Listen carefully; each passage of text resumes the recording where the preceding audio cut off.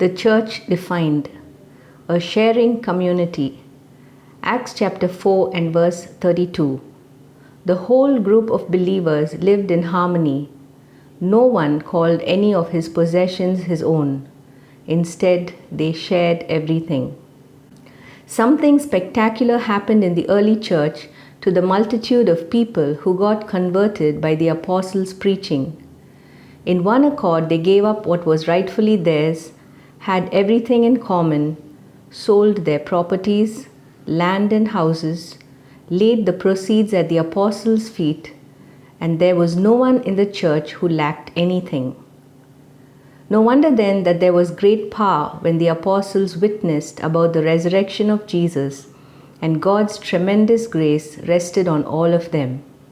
Acts chapter 4 verses 32 to 35.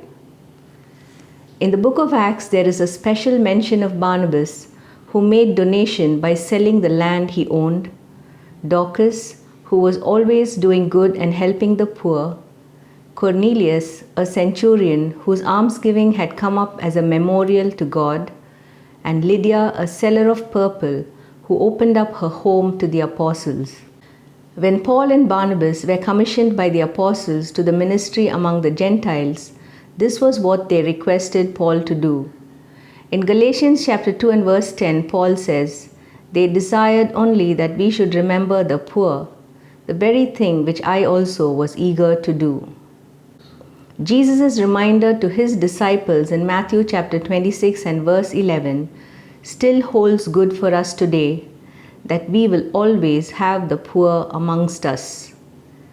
We should therefore look out for opportunities to extend help to those in need. However, Jesus also taught that our giving should be in secret with no announcements whatsoever.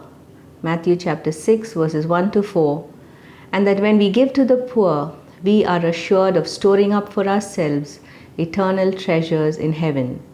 Luke chapter 12 and verse 33. As a community of believers, our generosity should not be seasonal, but rather a benevolence that is practiced all through the year. In a crucial time such as this, where there are so many individuals and families around us struggling financially, unable to meet basic needs, we are called to step in to make a difference.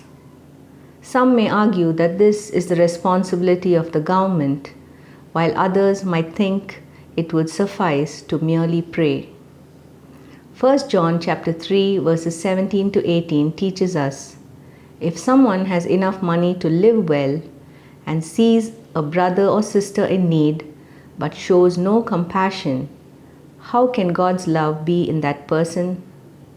Dear children, let's not merely say that we love each other. Let us show the truth by our actions. If every family in the church identified a few needy families and extended help in whatever way possible, that would be a huge witness and a practical demonstration of God's love.